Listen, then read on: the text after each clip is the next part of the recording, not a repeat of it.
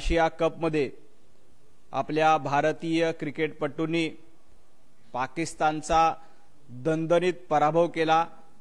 पाकिस्तानच्या तिन्ही सामन्यामध्ये दांड्या गुल करण्याचं काम, पाकिस्तानला धूळ चारण्याचं काम भारतीय क्रिकेटपटूंनी केलं। ऑपरेशन सिंदूर संपलेलं नाही हे आपल्या भारतीय क्रिकेटपटूंनी काल दुबईच्या मैदानामध्ये दाखवून दिलं आणि पाकिस्तानला जशास तसं उत्तर देण्याचं काम आपण युद्धाचं मैदान असो किंवा खेळाचं मैदान असो दोन्ही ठिकाणी करतो हे पुन्हा एकदा सिद्ध झालं। पंतप्रधान नरेंद्र मोदीजी यांच्या नेतृत्वात हा नवा भारत आहे। मग तो खेळाचं मैदान असेल किंवा युद्धाचं मैदान असेल, या दोन्ही मैदानामध्ये आम्हीच गुरु आहोत हे पुन्हा एकदा सिद्ध झालंय आणि पाकिस्तानचे बाप कोण आहेत याचं उत्तर संपूर्ण जगाला मिळालेलं आहे। काल आशिया कप मध्ये झालेल्या विजयाबद्दल मी भारतीय क्रिकेट टीमचं आणि समस्त भारतीयाचं मनापासून अभिनंदन करतोय। आज भांडूपमध्ये बसून संजय राऊत असं म्हणत होते की हा क्रिकेट सामना कोणी बघितलेला नाही। संजय राऊत जरा आकडेवारी बघा, जवळपास 60 कोटी लोकांनी जिओवर हा सिनेमा बघितला, यापेक्षा जास्त इतर प्लॅटफॉर्मवर देखील बघितला। जवळपास 100 कोटी लोकांनी हा सामना बघितलेला आहे आणि तुमच्या तोंडावर फेकून मारलेला आहे की खरे देशप्रेमी आम्ही आहोत आणि देशद्रोही तुम्ही आहात। काल जर का पाकिस्तान जिंकला असता, पाकिस्तानचा विजय झाला असता तर तुम्ही फटाके फोडले असते, संजय राऊत यांना आनंदाच्या उकळ्या फुटल्या असत्या। संजय राऊत आज रडत होते, संजय राऊत काल भांडूपमध्ये रुदाली करत होते अशी देखील मला माहिती आहे। काल भारत जिंकल्यानंतर संजय राऊत यांचं तोंड बघण्यासारखं होतं, कारण त्यांचे सट्ट्यामधले पैसे देखील काल गेले आणि भारताचा विजय झाला म्हणून संजय राऊत यांच्या दांड्या देखील गुल झालेल्या आहेत। खरं तर संजय राऊत हे महाविकास आघाडीचे हरीश रौफ आहेत। हरीश रौफ यांचं विमान कसं असतं, रोज सकाळी हवेमध्ये उडतं आणि स्वतःच्या दांड्या गुल करतं, तसं संजय राऊत यांचं विमान रोज सकाळी हवेमध्ये उडतं आणि महाविकास आघाडीच्या दांड्या गुल करण्याचं काम संजय राऊत यांचं विमान करत असतं। खरं तर जसप्रीत बुमराह आणि अर्शदीप सिंग यांनी हरीश रौफला दिलेल्या उत्तराचा व्हिडिओ बघा। त्या व्हिडिओमध्ये आपल्याला स्पष्ट दिसेल की कशा पद्धतीचं हरीश रौफला आपल्या जसप्रीत बुमराह आणि अर्शदीप सिंग यांनी प्रत्युत्तर दिलेलं आहे। व्हिडिओ नसेल तर मी त्याची लिंक तुम्हाला पाठवून देतो। काल भारतीय संघ आशिया कप जिंकला आणि आपल्या देशाच्या सैनिकांनी ज्या पद्धतीनं सीमेवर जल्लोष केला तसंच भारतीय संघाने देखील मोठ्या प्रमाणामध्ये जल्लोष केला आणि भारत काय आहे, नवा भारत काय आहे हे पुन्हा एकदा आपण पाकिस्तानला दाखवून दिलं, जगाला दाखवून दिलं।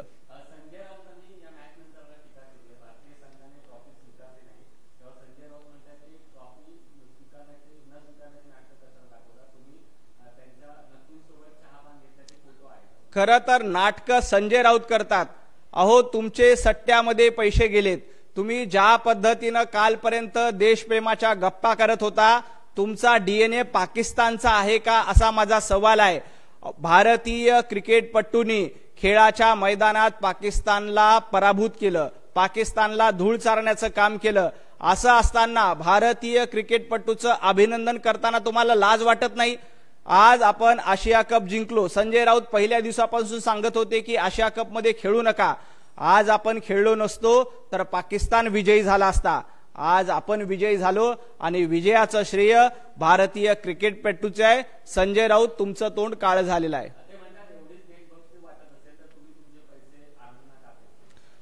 खरं तर आपल्या खेळाडूंनी, तुम्ही आपल्या सूर्यकुमार यादवचं व्हिडिओ ऐकला असेल, त्याचा बाईट ऐकला असेल, तर त्यांनी आपल्या सामन्याचं मानधन हे आपल्या इंडियन आर्मीला दिलंय।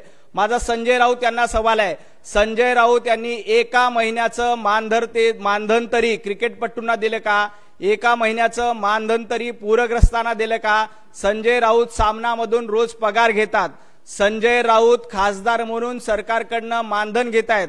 संजय राऊत यांनी त्या मानधनातली फुटकी कवडी देखील पूरग्रस्तांना दिली नाही, फुटकी कवडी देखील आपल्या सैनिकांना दिली नाही आणि ते दुसऱ्याला मानधन द्या अशा गप्पा मारतायत. आपल्या क्रिकेटपटूंनी त्यांचं मानधन इंडियन आर्मीला दिलेलं आहे. संजय राऊत, तुमच्यामध्ये दम असेल तर एक फुटकी कवडी तरी द्या, नुसत्या फुकट गप्पा मारू नका.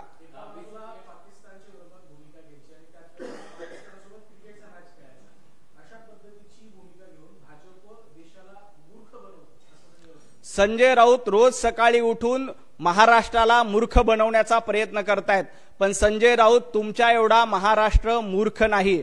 महाराष्ट्र हा सुज्ञ आहे. तुम्ही ज्या पद्धतीनं रोज सकाळी उठून मूर्खासारखी बडबड करता, भारतीय जनता पार्टी काय आहे, भारतीय जनता पार्टी कशी आहे हे देशातल्या जनतेला माहित आहे. त्यामुळं एकदा दोनदा नाही तर 3 वेळा भारतीय जनता पार्टीतल्या नेतृत्वातील सरकार हे महाराष्ट्रात आणि देशामध्ये निवडून आलं. संजय राऊत, तुम्ही मूर्खासारखी वायफळ बडबड करत बसू नका.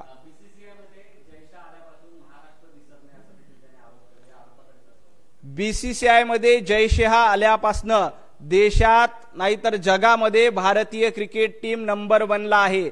जयशहा यांनी आपल्या क्रिकेट टीमचं नाव जगभरामध्ये उंचावलेलं आहे. संजय राऊत, तुम्ही जेव्हापासून महाविकास आघाडीमध्ये आलात तेव्हापासून महाविकास आघाडी तळाला गेलेली आहे. तुम्ही महाविकास आघाडीच्या दांड्या गुल करण्याचं काम, तुम्ही महाविकास आघाडीला खड्ड्यात घालण्याचं काम आणि सगळ्यात महत्वाचं म्हणजे उभाटा गटाला खड्ड्यात घालण्याचं काम संजय राऊत तुम्ही करतायत. आणि जयशहा देशाचं नाव उंचावतायत, तुम्ही महाराष्ट्राचं नाव धुळीला मिळवतायत. तुम्ही वंदनीय बाळासाहेब ठाकरे यांचे विचार धुळीला मिळवतायत आणि तुम्ही उभाटा गट धुळीला मिळवतायत.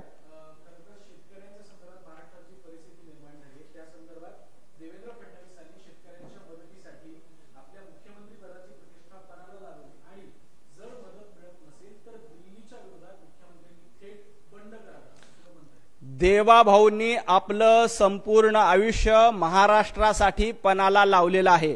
देवाभाऊ शेतकऱ्यांसाठी मदत करतायत. देवाभाऊ प्रत्येक माणसाला आधार देण्याचं काम करतायत. देवाभाऊ परवाच्या दिवशी दिल्लीला जाऊन आले. पंतप्रधान नरेंद्र मोदीजी यांना महाराष्ट्राच्या संपूर्ण स्थितीचं माहिती करून दिली. आम्ही आमचं आयुष्य पणाला लावतो. संजय राऊत, तुम्ही तुमचं आयुष्य कुणासाठी पणाला लावलंय? तुम्ही अलिबागच्या बंगल्यात बसून काय काय पणाला लावताय याची माहिती महाराष्ट्राला आहे. देवाभाऊ यांना दिल्लीमध्ये जाऊन बंड करण्याची गरज नाही. बंड करण्याची प्रवृत्ती संजय राऊत तुमची आहे. पाठीमध्ये खंजीर खुपसण्याची प्रवृत्ती संजय राऊत तुमची आहे. महाराष्ट्राला धोका देण्याची प्रवृत्ती संजय राऊत तुमची आहे. आम्ही शेतकऱ्यांच्या बांधावर जाऊन त्यांच्यासोबत उभे आहोत. देवेंद्रजी फडणवीस दिल्लीला गेले आणि शेतकऱ्यांना जास्तीत जास्त मदत होईल यासाठी ते प्रयत्न करतायत. पहिल्या टप्प्यामध्ये 2,500 कोटी आम्ही शेतकऱ्यांच्या खात्यावर दिले आणि याच्या पुढे देखील जाऊन आम्ही शेतकऱ्यांना मदत करणार आहोत. बंड करण्याचं तुम्ही सांगू नका. तुम्ही महाराष्ट्र द्रोही आहात आणि तुम्ही महाराष्ट्रासोबत केलेलं बंड लोकांनी बघितलंय म्हणून तुम्हाला घरी बसवलं.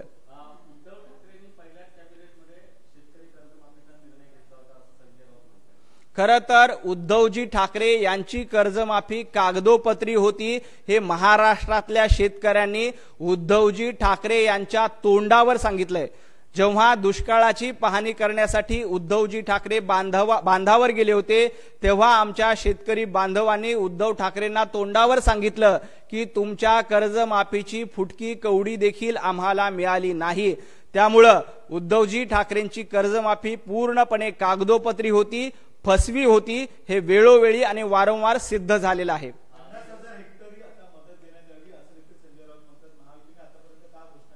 खरं तर महायुती शेतकऱ्यांना भरघोस मदत करणार आहेत. संजय राऊत, तुम्ही बांधावर गेला होतात, तुम्ही मराठवाड्यात गेला होतात, तुमच्या पक्षाने साधी कवडी देखील नाही. संजय राऊतांनी किमान 1 दिवसाचा पगार, एवढे भिकारी आहेत का संजय राऊत? किमान 1 दिवसाचा पगार तरी शेतकऱ्यांना द्यावा आणि मग या गप्पा माराव्या. महायुतीचं सरकार हे शेतकऱ्यांच्या पाठीशी भक्कमपणे उभे आहे.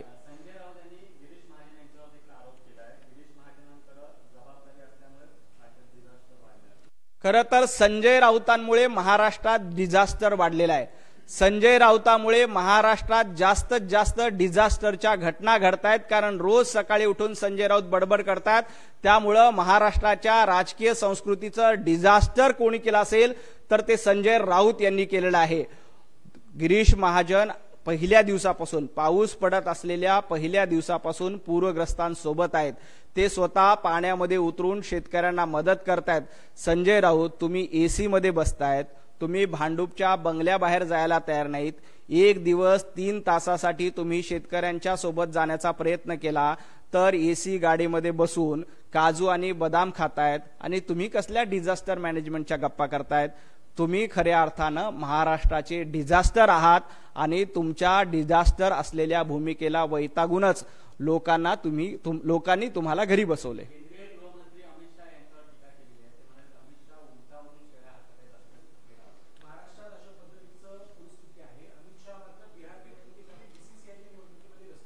खरं तर अमित भाई काय आहेत आणि अमित भाईंचं नेतृत्व काय आहे हे 370 हटवताना बघितलंय. अमित भाईंचं नेतृत्व काय आहे हे राम मंदिर असताना बघितलंय. अमित भाईंचं नेतृत्व काय आहे जम्मू काश्मीरमध्ये दगडफेक करणाऱ्यांचे हात कशा पद्धतीने बांधले गेलेले आहेत आणि जम्मू काश्मीरमध्ये कुठेही जाऊन भारत माता की जय, भारताचा तिरंगा मोठ्या अभिमानाने आणि गौरवाने फडकतो हे अमित भाईंच्या नेतृत्वामध्ये सिद्ध झालंय. संजय राऊत, तुमचं नेतृत्व भांडूपच्या गल्लीमध्ये तरी आहे का?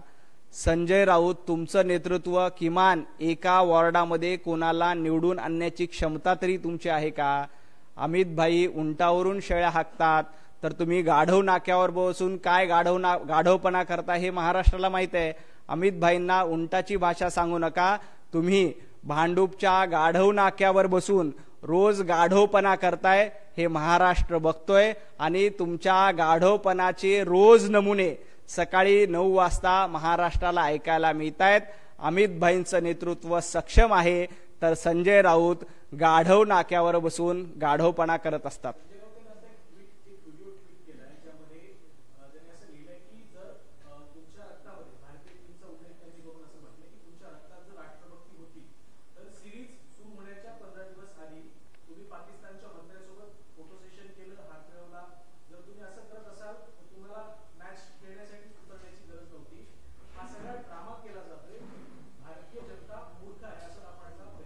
संजय राऊत मूर्ख आहेत. भारतीय जनता ही अतिशय हुशार आहे. त्यामुळेच काल जवळपास 100 कोटी लोकांनी भारत आणि पाकिस्तानचा क्रिकेट सामना बघितला.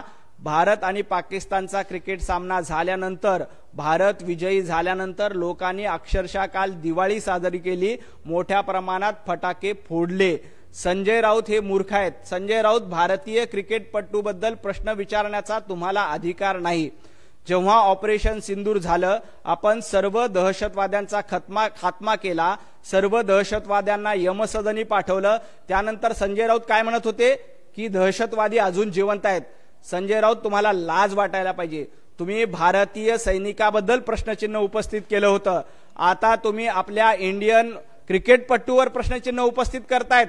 अहो, ज्या क्रिकेटपटूंनी आपलं मानधन इंडियन आर्मीसाठी दिलं, ज्या क्रिकेटपटूंनी एकदा नाही, दोनदा नाही तर 3 वेळेला पाकिस्तानला गारद केलं, पाकिस्तानच्या चिथड्या उडवल्या, ज्या पद्धतीनं आपल्या सैनिकांनी ऑपरेशन सिंदूरच्या माध्यमातून पाकिस्तानच्या भूमीवर जाऊन पाकिस्तानच्या दहशतवाद्यांचा खात्मा केला, अगदी त्याच पद्धतीनं काल दुबईमध्ये आपल्या क्रिकेटपटूंनी त्या पाकिस्तानच्या खेळाडूंचा धुवा उडवण्याचं काम, पाकिस्तानच्या चिंधड्या उतरवण्याचं काम क्रिकेटच्या मैदानामध्ये केलं. त्या क्रिकेटपटूबद्दल तुम्ही शंका घेताय.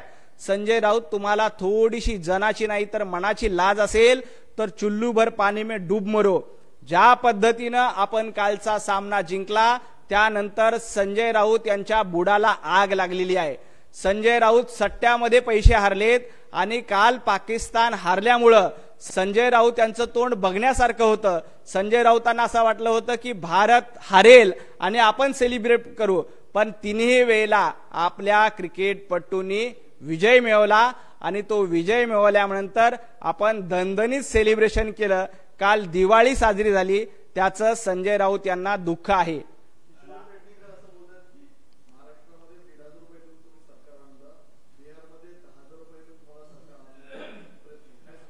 किशोरीताई, आपण कोविडमध्ये आपल्या नातेवाईकांना टेंडर देऊन किती हजार कोटी कमवले याची माहिती एकदा महाराष्ट्राला द्या। आणि जे हजारो कोटी रुपये तुम्ही मुंबईच्या महापौर असताना कोविडच्या घोटाळ्यातून कमवले त्यापैकी थोडीशी मदत आमच्या मराठवाड्यातील पूरग्रस्त बांधवांना द्या। मराठवाड्यातील पूरग्रस्त बांधवांना आज मदतीची गरज आहे, आधाराची गरज आहे। भारतीय जनता पार्टीच्या वतीने पूरग्रस्त बांधवांना सातत्याने मदत केली जाते। आज देखील भारतीय जनता पार्टीचे प्रदेशाध्यक्ष आदरणीय रवींद्रजी चव्हाण यांच्या नेतृत्वात पुण्यामधून आम्ही मराठवाड्यामध्ये मोठ्या प्रमाणात मदत पाठवली। काही ट्रक भरून मराठवाड्यातील शेतकऱ्यांना मदत व्हावी, पूरग्रस्तांना आधार व्हावा म्हणून आज आम्ही पुण्यातनं मदत पाठवतोय। याआधी देखील नांदेड असेल, छत्रपती संभाजीनगर असेल, धाराशिव असेल, सोलापूर असेल, या भागात देखील भारतीय जनता पार्टीचे कार्यकर्ते, राष्ट्रीय स्वयंसेवक संघाचे स्वयंसेवक घरोघरी जाऊन लोकांना आधार देत आहेत। किशोरीताई, तुम्ही काय करतायत? घोटाळ्यातून करोडो रुपयाचा मलिदा तुम्ही कमवला, त्यातली थोडी तरी कमाई किमान आमच्या मराठवाड्यातील शेतकरी बांधवासाठी द्या।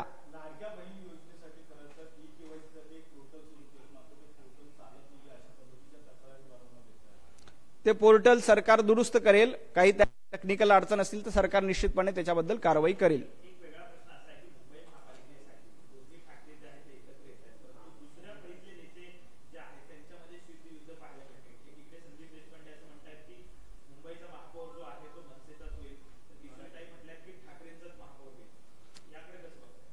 तुम्ही नुसतं शीतयुद्ध म्हणताय, निवडणुका जवळ येऊ द्या, यांच्यामध्ये असे युद्ध होणार आहे, हे एकमेकांना मुष्टियुद्ध करून एकमेकांनाच गारद करणार आहेत। कारण यांना माहिती आहे की महापौर आमचा होईल का तुमचा होईल, महापौर महायुतीचा होईल हे मुंबईकरांनी स्पष्ट केलेलं आहे। काळ्या दगड्यावरची ही पांढरी रेष आहे की मुंबईमध्ये महापौर महायुतीचाच होईल। यांनी एकमेकांमध्ये आपापसामध्ये भांडत बसावं की मनसेचा महापौर होईल का उभाटा गटाचा महापौर होईल, उभाटा गटाची अवकात काय आहे, उभाटा गटाची ताकद काय आहे, हे बेस्टच्या निवडणुकीत मुंबईकरांनी यांचा बँड वाजवलाय। येणाऱ्या मुंबई महापालिकेच्या निवडणुकीत उरला सुरला बँड मुंबईकर उभाटा गटाचा निश्चितपणे वाजवतील।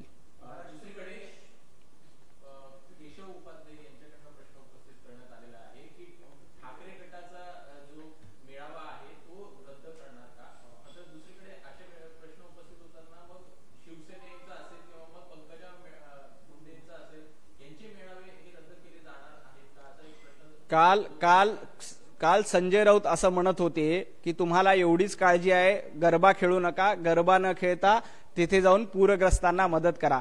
आमचा असा सवाल आहे, संजय राऊत रोज उठून ढोंग करतात की यांनी हे करावं त्यांनी ते करावं, तुम्ही बांधावर जाऊन दमडी देखील देणार नाही, तुम्ही तुमचा दसरा मेळावा रद्द करणार नाहीत, दसरा मेळाव्याला आलंच पाहिजे हा अट्टहास तुम्ही धरणार आणि इतरांबद्दल नाकाने कांदे सोलणार। तुमच्यामध्ये शेतकऱ्यांना मदत करण्याची दानत नाही। उद्धवजी ठाकरे यांना शेतकरी विचारत होते की तुम्ही आम्हाला मदत काय करणार, तर उद्धवजी ठाकरे 4 वेळा सांगत होते माझ्या हातात काही नाही, माझ्या हातात काही नाही, माझ्या हातात काही नाही। अहो, तुमच्या हातात काही नाही तर तुम्ही आलात कशाला तिथे? तुम्ही शेतकऱ्यांना कवडीची मदत केली नाही। संजय राऊतांना आज प्रश्न विचारला की तुम्ही मदत करणार आहेत का, तर म्हणतात आम्ही लोकांना फक्त आरसा दाखवण्याचं काम करणार आहोत। संजय राऊत, तुम्ही आरशामध्ये स्वतःचं तोंड देखील थोडंसं बघा। तुम्ही रोज उठून सकाळी स्वतःचं तोंड आरशामध्ये बघितलं तर आपलं तोंड किती काळवंडलेलं आहे आणि आपले हात किती बरबटलेले आहेत हे त्या आरशामध्ये तुम्हाला दिसेल। नुसतं सरकारला आरसा दाखवण्याचं काम विरोधकांचं नसतं, तर स्वतःचं काळं तोंड देखील संजय राऊत यांनी त्याच आरशामध्ये बघावं। म्हणजे संजय राऊत यांना सकाळी कळेल की आपलं तोंड किती काळवंडलेलं आहे। आपण कवडीचीही मदत करायची नाही आणि दुसऱ्याला शहाणपणा शिकवायचा, हे धंदे संजय राऊत यांनी बंद केले पाहिजे।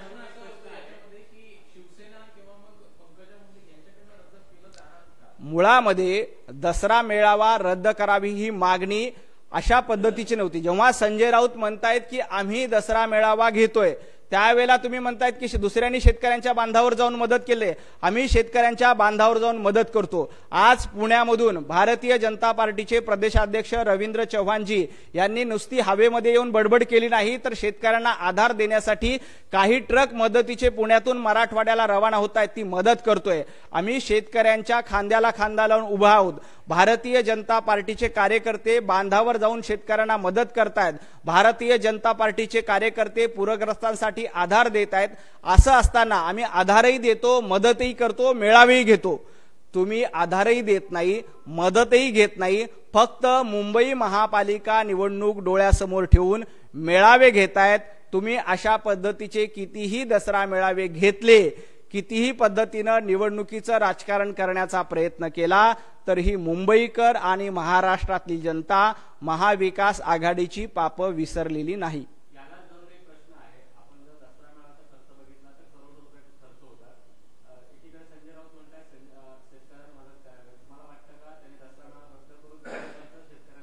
खरं त्यांनी दसरा मेळावा रद्द करावा का नाही करावा, त्यांनी स्वतःची जनाची नाही तर मनाची तरी लाज बाळगावी की आपण नेमकी काय बोलतो. आपण जे बोलतोय त्याच पद्धतीनं काम केलं पाहिजे. आपण म्हणतोय की भारतीय क्रिकेटपटूंनी आपलं सामन्याचं मानधन दिलं पाहिजे.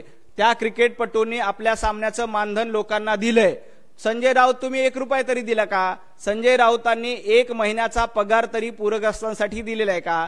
संजय राऊतांनी किमान महिन्याभराचं मानधन आपल्या इंडियन आर्मीला दिलेलं आहे का? याचा आधी विचार करावा आणि मग त्याबद्दल बोलावं.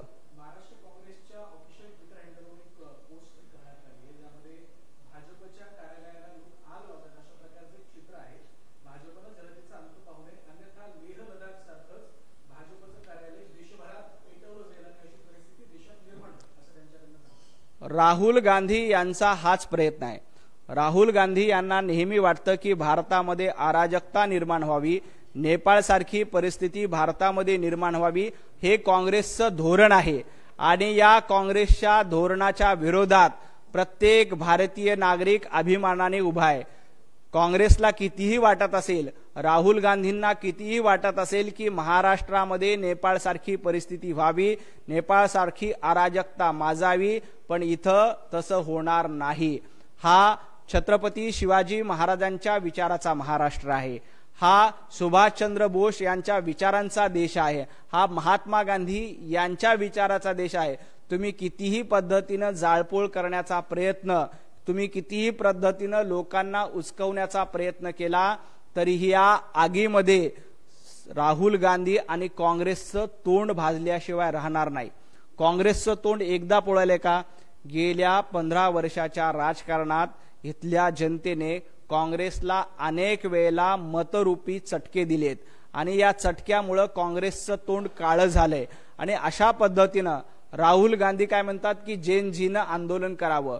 इथली जेन झी पंतप्रधान नरेंद्र मोदीजींच्या सोबत आहे.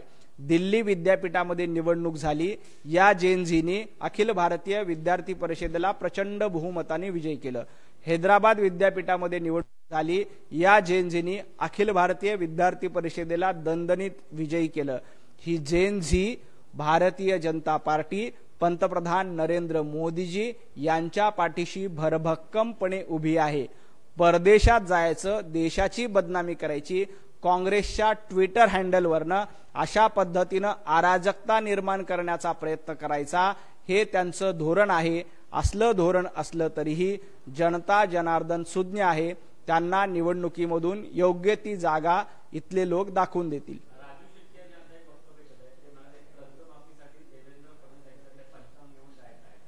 पंचांग घेण्याची गरज नाही.